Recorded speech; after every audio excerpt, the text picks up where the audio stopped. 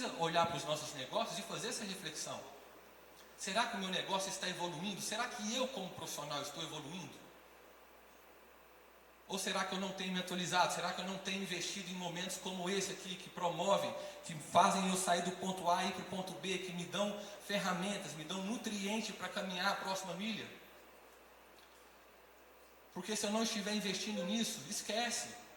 Não é o mercado que está difícil, é você que desistiu de você mesmo, desistiu do seu negócio. Quem aqui quer sair daqui hoje e passar ali na loja do iPhone e comprar um iPhone 8? Fala para mim. Nós somos assim. O mercado está evoluindo, as empresas estão evoluindo, e se eu não acompanhar essa evolução, eu já estou fora do jogo, e eu preciso entender isso. Eu sei que é difícil, eu sei que é cruel, mas essa é a realidade. Ninguém vai te dar tapinha nas costas e falar assim: olha, eu gosto demais de você e eu vou levar você para casa, mesmo você sendo a versão 5 anos desatualizada. Ninguém vai fazer isso, o mercado não vai comprar essa ideia. O mercado não vai comprar essa empresa, porque hoje, se eu sair aqui naquela porta, já vai ter gente vendendo ali o 16 e me prometendo: ó, quando sair o 17 eu te entrego em uma semana. É assim que o mercado funciona. Agora, dentro dessas transformações todas que a gente tem falado, talvez uma das que mais fica evidente, diante de todas essas informações, todas essas transformações, diante da audiência que está sendo disputada, diante de tudo aquilo que a gente tem acesso, chama-se expectativa. A nossa expectativa, ela tem aumentado dia após dia, e como o Carlos Ferreirinha muito bem disse no seu livro, O Paladar Não Retrocede, a expectativa também não retrocede. Uma vez que a gente experimenta um produto ou serviço que eleva a nossa expectativa, a nossa régua sobe. E está aqui outro grande desafio. Sabe por quê? Porque a padaria que o seu cliente frequenta de manhã, que agora nem chama mais padaria, está difícil achar padaria, né? Eu falo que o Álvaro e a Luísa não vai viver o privilégio que eu tive de ir numa padaria, comer um pão na chapa com ovo, comer um pão ali com mortadela, porque hoje em dia está tudo gourmetizado, então não é mais padaria, é padoca, né? Tudo ficou gourmet. Mas o fato é que a padaria, a padoca, está ensinando o seu cliente a ser mais exigente, porque ele está aumentando a expectativa dele. E às vezes a gente fica acomodado, porque eu olho para o meu concorrente e eu falo: meu concorrente ele está ruim também, mas aí eu não lembro que não é o meu concorrente só que está subindo a régua do meu cliente, subindo a expectativa dele. É o hotel que ele frequentou, é a última viagem que ele fez, é a loja de roupa que ela visitou, é a padoca que ela comprou o café da manhã dela. E eu preciso entender isso para construir negócios que sejam relevantes para essas expectativas, para esse desejo, para essa régua aumentada. Eu gosto muito desses números aqui, porque se talvez você falar: não é verdade tudo isso aí que você está falando, eu vou provar para você que é. Todos querem o melhor.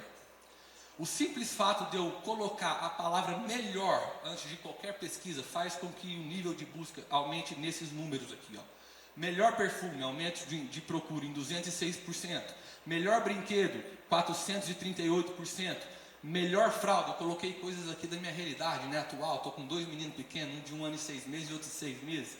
95%. Sabe por quê?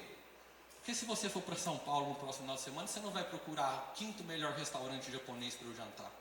Você vai procurar o melhor restaurante japonês.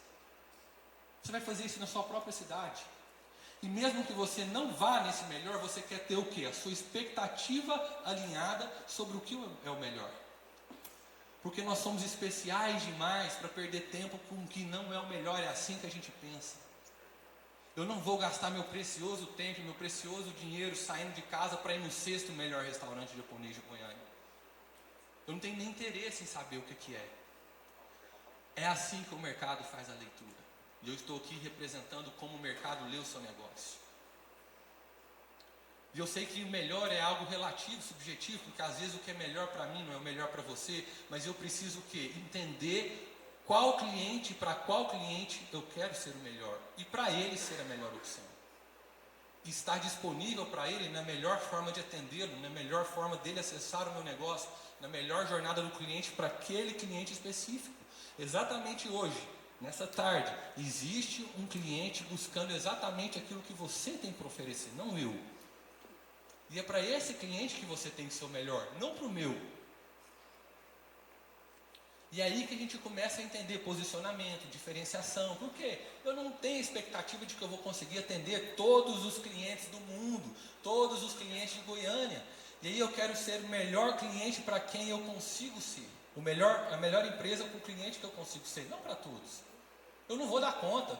É ilusão eu achar que eu vou dar conta de atender e agradar todas aquelas gerações, e dentro de cada geração eu tenho uma infinidade de comportamentos e gostos e qualidades diferentes.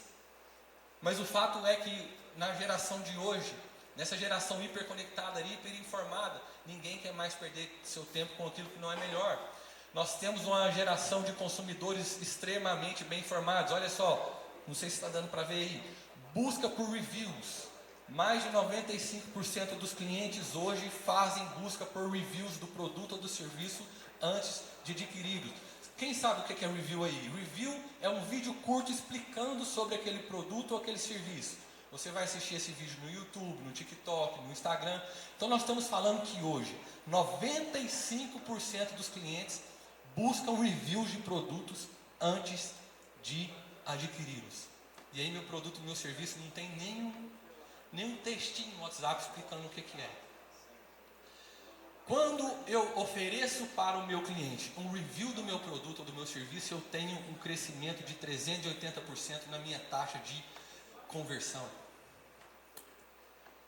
Então, eu não estou apresentando isso aqui para você concordar ou não se o seu negócio deve entender isso aqui ou não, porque isso são escolhas.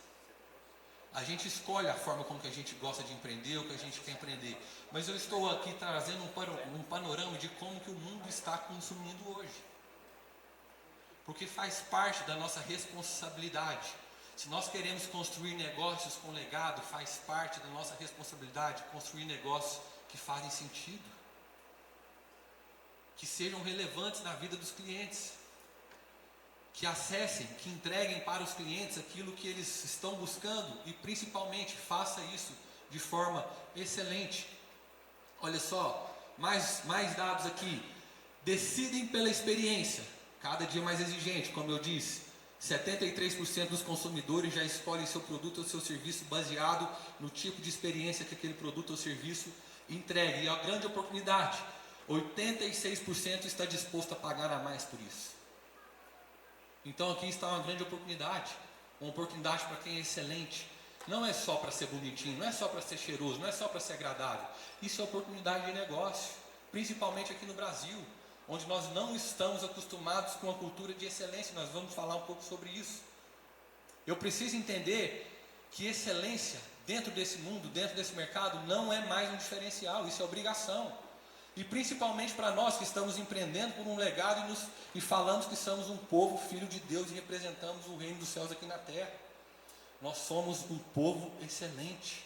E essa excelência precisa estar revelada nos nossos negócios.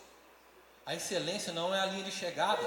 A excelência é o ponto de partida para todo empreendimento gerido por um cristão. Faz parte da nossa identidade ser excelente. Eu gosto muito desse versículo, está lá em Colossenses 3, 23 a 24. Tudo o que fizerem, façam de todo o coração, como para o Senhor e não para os homens, sabendo que receberão do Senhor a recompensa da herança. É a Cristo o Senhor que vocês estão servindo. Então não tem como eu falar que o meu negócio serve a Deus se eu não encontro excelência dentro do meu negócio. Não tem como falar que o meu negócio é um negócio do reino, um negócio de legado, e meus colaboradores não encontram excelência dentro da empresa, dentro do ambiente de trabalho deles. Não tem como eu falar que eu estou construindo um negócio que revela o reino do céu aqui na terra se os meus clientes não percebem excelência no meu produto e no meu serviço. E aqui está um grande desafio. O desafio do brasileiro. Porque nós somos acostumados com a não excelência. Isso faz parte da identidade do povo brasileiro, infelizmente, e que precisa ser transformada a partir de nós. A identidade do reino precisa ser maior que a identidade do brasileiro, porque nós temos uma herança muito ruim.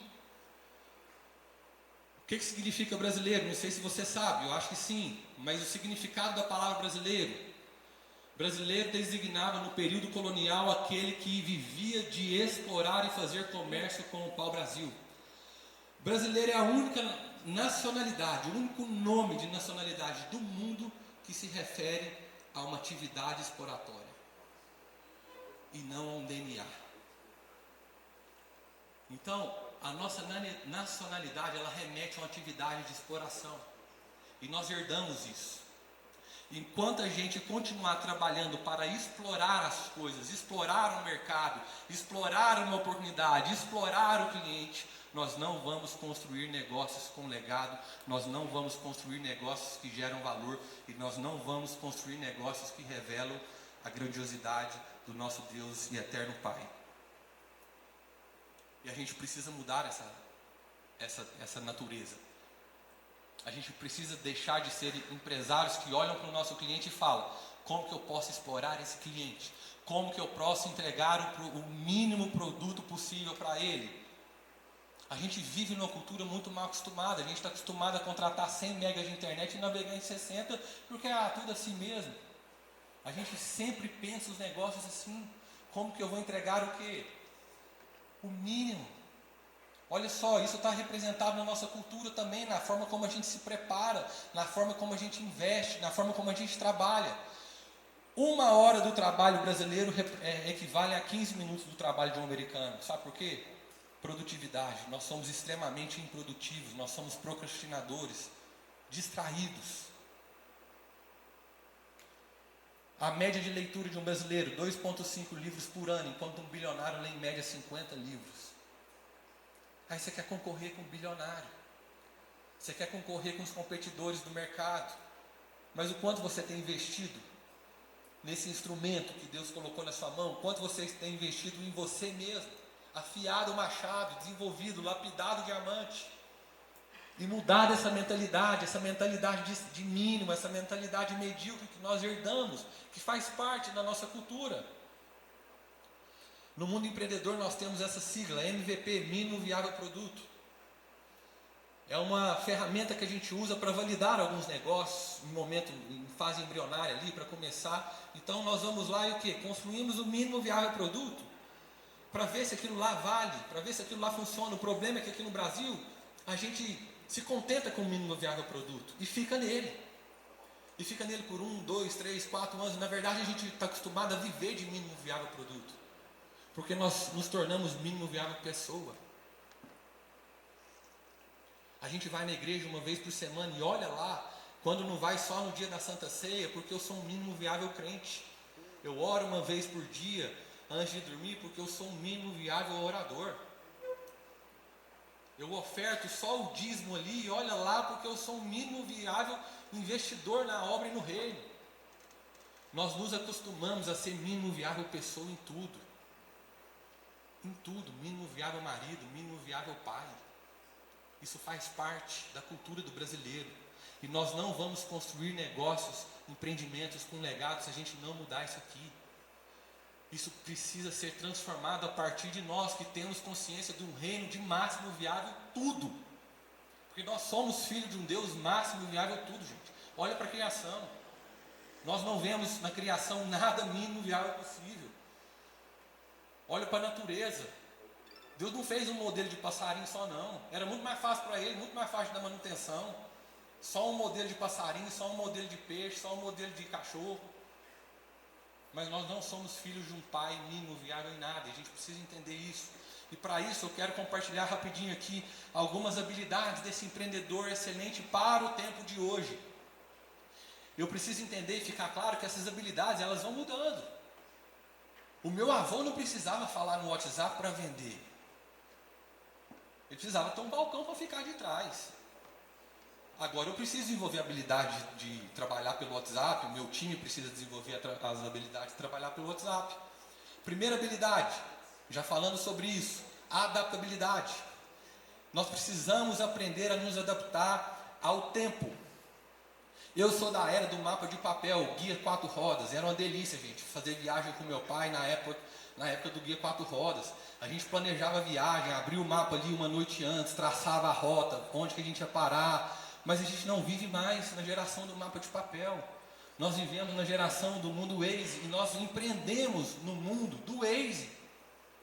E qual que é a diferença para o mapa de papel com o Waze? Que no mapa de papel as informações eram estáticas. Eu descobri, depois de 2 horas que eu fiquei no engarrafamento, que eu estava aquelas 2 horas parado, porque um acidente aconteceu ali na frente. E era assim que a gente descobria o porquê que você perdeu 2 horas da sua vida. O terreno era estático, as informações eram estáticas. Mas no mundo do Waze, que é o mundo que a gente empreende hoje, as informações acontecem em tempo real, a dinâmica, ela é viva. As transformações acontecem em tempo real e eu preciso me adaptar também em tempo real. Assim como o Waze. Quando acontece um acidente, agora o Waze ele me dá o quê? 2, 3 alternativas de rota, de desvio. E os nossos negócios precisam ter essa capacidade de se adaptar. Não dá mais para eu começar em janeiro com planejamento e eu estou aqui em junho sofrendo, nada dando errado. E eu falar assim, não, mas eu planejei em janeiro que tem que ser assim. E só janeiro do ano que vem que eu vou fazer um novo planejamento. Recalcule a rota. Ache caminhos alternativos. Por quê? Porque está dando errado. Você não vive, não empreende mais num terreno de papel. Agora as rotas e o tempo é dinâmico, o terreno é vivo. E você precisa trazer e aplicar isso dentro dos seus negócios. Eu gosto muito dessa frase aqui de Alvin Toffler: o analfabeto do século XXI não será aquele que não consegue ler e escrever, mas aquele que não consegue aprender, desaprender e reaprender. Nós precisamos desenvolver a nossa capacidade de aprender, desaprender e reaprender quantas vezes forem preciso. Porque os negócios estão mudando, o comportamento está mudando, a dinâmica está mudando e com a velocidade cada vez maior. E se eu não tiver essa humildade de aprender, desaprender, aprender de novo e fazer esse exercício constante, eu vou estar sempre empreendendo no mapa de papel. O segundo ponto é a velocidade. Eu sei que é difícil falar sobre velocidade porque eu detesto esse mundo rápido. Eu não gosto dele. Para a minha geração e para as gerações anteriores é um baita de um desafio, mas o fato é que nós vivemos num mundo extremamente rápido. E aqui eu vou usar o mesmo exemplo. Nós não vivemos mais no mundo da era do táxi, nós vivemos no mundo da era do Uber. E apesar de ter sido uma delícia, e era uma delícia para mim, quando meu pai me dava dinheiro para pegar um táxi, gente, já era uma baita de experiência, não tinha que pegar um busão, não tinha que andar de bicicleta, não tinha que ir a pé. Mas como que era pegar um táxi há 15, 20 anos atrás? Você ligava lá na rádio táxi, ficava ouvindo aquela musiquinha do PABX até alguém te atender. Muita gente aqui não vai nem saber o que é PABX, né? Aí você fazia um cadastro completo, nome, endereço, rua, tudo, passava a cor do portão, tudo. Aí a atendente ia falar assim: senhor Paulo, vou localizar um carro e já te informo que carro vai te buscar. Ficava escutando a musiquinha do PABX de novo, e ela falava: olha, Corsa, placa tal, motorista tal, vai chegar aí na sua casa daqui 20 minutos. Isso era uma baita de experiência, quem concorda?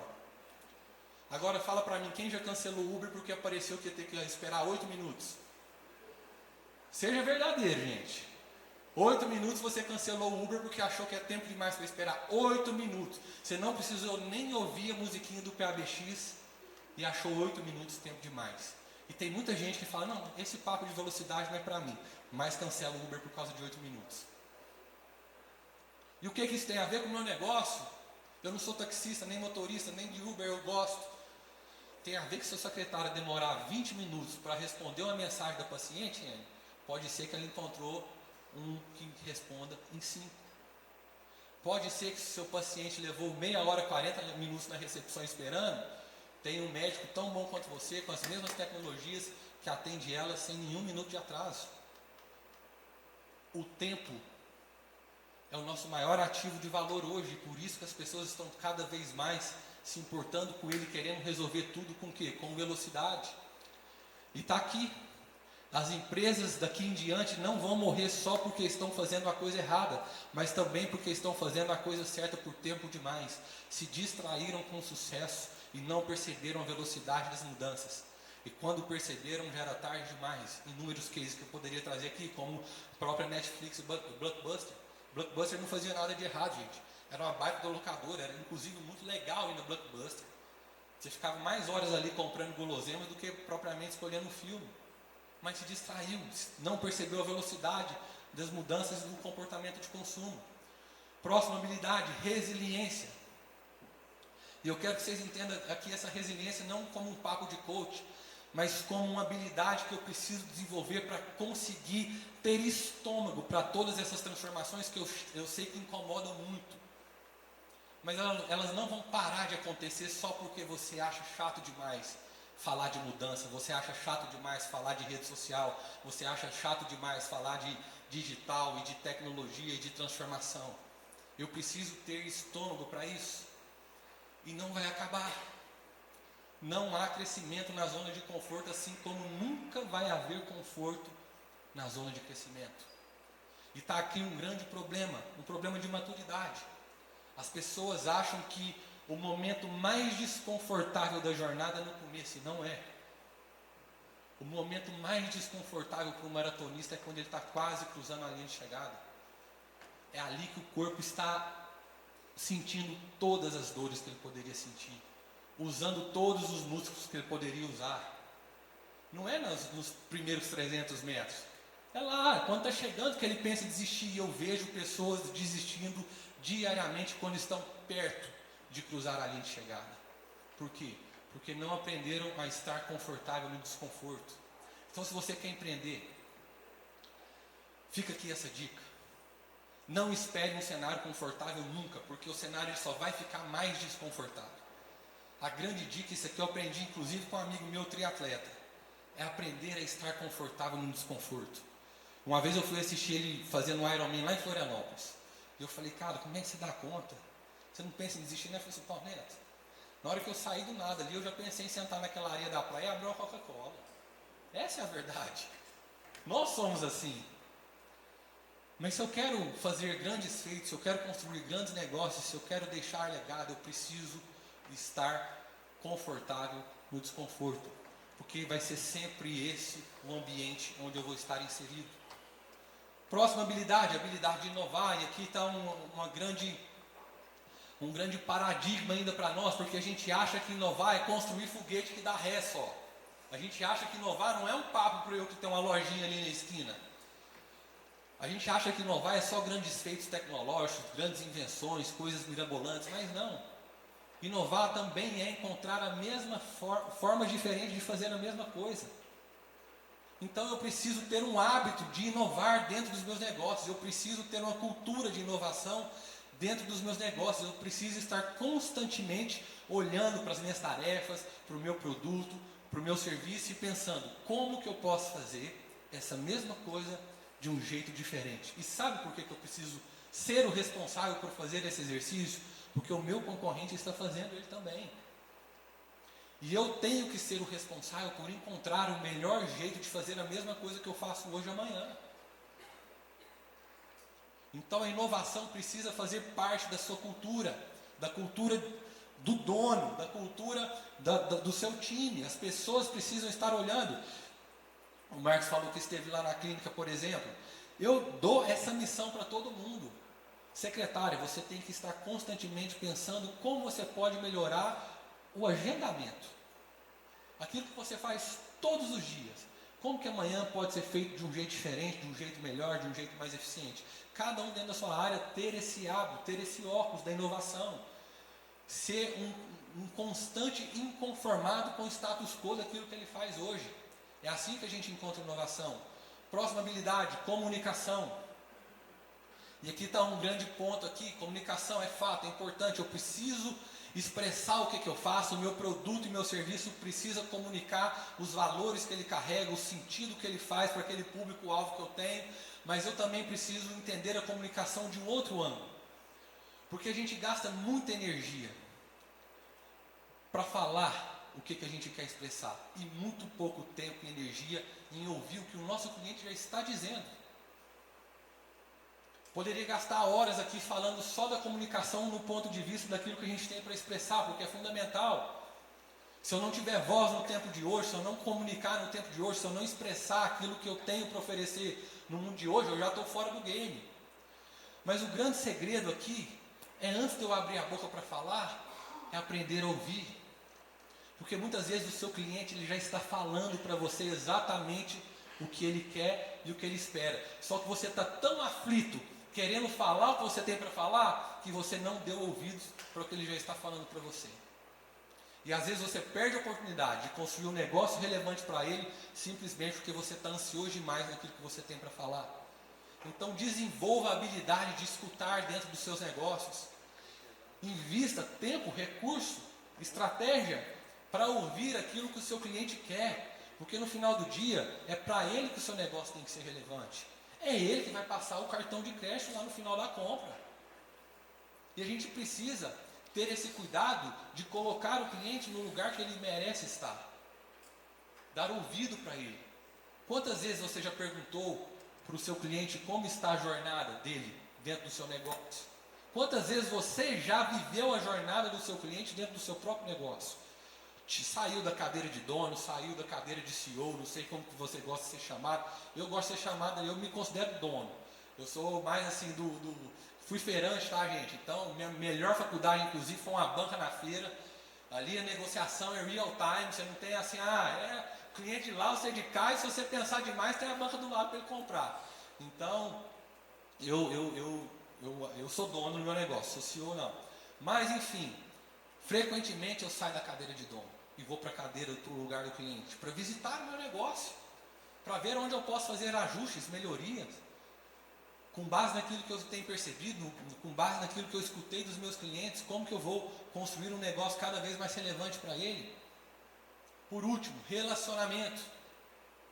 É fundamental nos dias de hoje nós construirmos relacionamento com o nosso cliente. E aqui eu quero que você entenda cliente como cliente externo, quem compra o seu produto, e o cliente interno, quem compra a sua empresa. Quem que é o cliente interno? Seu colaborador. Se você não cuida bem do seu colaborador, esquece. O seu negócio precisa ser um ambiente que trate o seu cliente interno com a mesma excelência com que você trata o seu cliente externo. Sabe por quê? Porque as pessoas estão cada vez mais convictas que não vale trocar um salário por uma vida. E se elas não encontrarem sentido em gastar a vida delas dentro do seu negócio, você vai ter dificuldade em ter gente para trabalhar junto com você, não é para você. Porque ninguém trabalha para ninguém. Nenhum colaborador sai de casa pensando, que vontade de trabalhar para o Paulo Neto hoje. Que vontade de ir lá trabalhar e realizar os sonhos do Paulo Neto hoje. Ninguém faz isso.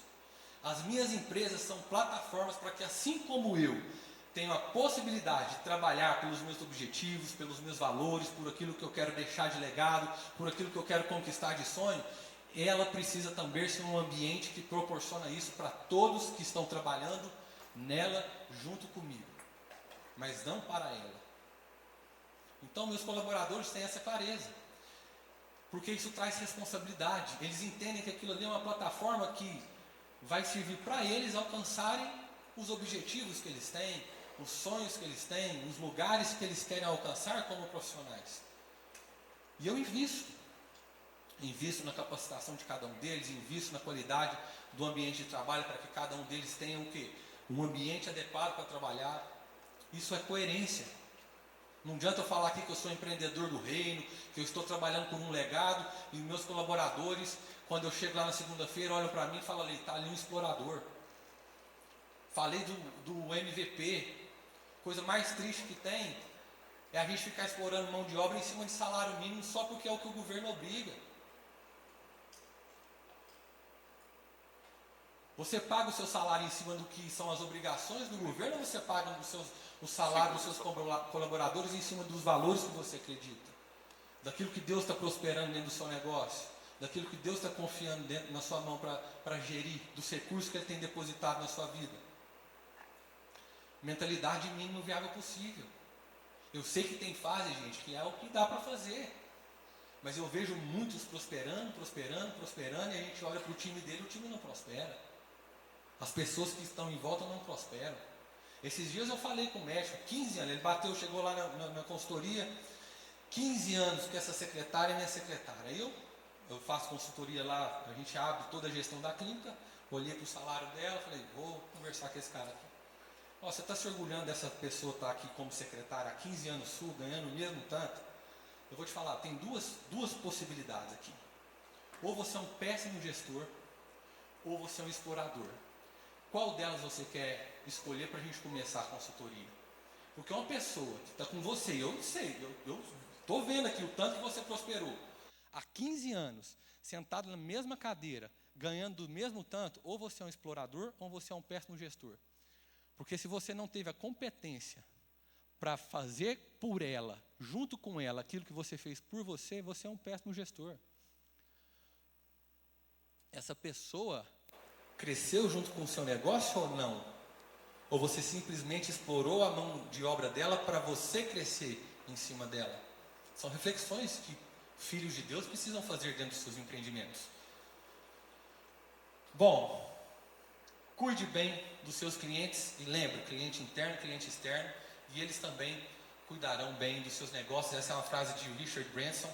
Eu já estou encerrando aqui, porque até agora eu falei de habilidades humanas, e para todas as habilidades humanas que eu trouxe aqui, nós teremos resultados humanos. E eu quero encerrar falando de algo que transcende todas essas habilidades, que são importantes. É importante a gente desenvolver cada uma dessas habilidades. É importante estarmos afiados para que Deus nos use dentro da nossa competência também. Mas se nós queremos ter resultados extraordinários, sobrenaturais, nós precisamos ir além dessas habilidades. E eu sou prova viva disso. Há 7 anos atrás, eu tinha 10 anos de dívida para pagar. Eu estava extremamente, mais do que quebrado, mais do que arrebentado, mais do que destruído. Eu fazia contas e contas como um bom administrador, racional, planilheiro de Excel, e eu não via saída para no mínimo 10 anos. Agora está fazendo 7, eu já estou em lugares que eu nunca imaginei estar como empresário. Me desenvolvi, investi nas minhas habilidades, nas minhas competências, nas ferramentas, mas principalmente, está aqui o segredo para resultados extraordinários: Bíblia, oração e comunhão. Se nós queremos construir negócios que revelem o reino dos céus, não tem como estarmos desconectados daquilo que nunca muda. O mundo mudou, o cliente mudou, você mudou, mas Deus não mudou. E as promessas de Deus também não mudam. E todas as vezes que os nossos negócios, todas as vezes que as nossas vidas estão fundamentadas na palavra de Deus, no amor de Deus, na verdade, Bíblia, oração e comunhão, os nossos resultados extrapolam os resultados humanos. O que eu desfruto hoje como empresário, como marido, como pai, jamais poderia ter sido construído com as minhas habilidades humanas. Mas eu entendi que a rocha na qual nós devemos fundamentar todos os negócios, toda a nossa vida, é a palavra de Deus, é o amor de Deus, porque Ele não muda. Eu gostaria de encerrar esse tempo aqui com esse versículo: mas se buscar em primeiro lugar o reino de Deus e a sua justiça, todas essas coisas vos serão acrescentadas. Seja instrumento de justiça de Deus aqui na terra. Entenda que aquilo que Ele está entregando na sua mão não é só para você. Eu já vou encerrar aqui, tá? Desculpa, Marquinhos, pelo excesso aqui. Mas eu já fiz a oração do quebrado. Eu já fiz aquela oração, eu já subi no monte para saber como é que o mês ia fechar. Eu já fiz a oração do boleto. Eu já fiz essa oração. Eu estava até contando para os meninos no café. Eu vou nesses cursos aí, eu vejo o pessoal falando que você tem que tomar banho gelado para ter o mindset forte às 5 horas da manhã. Eu vou falar, meu amigo. Você quer ver ter mindset forte, é você tomar um banho gelado às 11 horas da noite, porque sua energia está cortada, e conseguir colocar a cabeça no travesseiro e dormir. Eu já vivi isso. Eu já vivi isso. Mas sabe o que eu descobri? Que a oração mais difícil de fazer não era essa ainda. Não é a oração do desafio financeiro. Não é a oração de como é que eu vou fazer para o mês fechar. Não era a oração de como é que eu vou fazer para o boleto, para pagar o boleto na segunda-feira. Sabe qual que é a oração mais difícil de se fazer ainda? O que é para eu fazer com esse dinheiro que o Senhor está depositando na minha vida? Por que está sobrando dinheiro na minha conta? Porque para esse tipo de coisa, nós não costumamos consultar Deus. A gente costuma consultar Deus para saber o que eu vou fazer, porque eu não dou conta de saber como que eu vou arrumar dinheiro para fechar aquele mês. Mas a gente não costuma perguntar para Deus o que fazer, porque naquele mês está sobrando mais dinheiro do que a gente imaginava. Porque para isso, nossa carne tem um punhado de destino para gastar. E a gente tem que ter esse nível de responsabilidade. Quando Deus nos colocar num lugar de prosperidade, quando Deus te colocar diante da empresa que você sempre sonhou, não deixe de fazer essa oração. O porquê que o Senhor me colocou nessa cadeira? O porquê que o Senhor me trouxe até aqui? O porquê que o Senhor tem colocado essas pessoas na minha vida? O porquê que o Senhor tem me dado esses recursos? Porque eu tenho certeza que quando a gente tiver esse nível de intimidade, de maturidade com Deus, nunca vai faltar.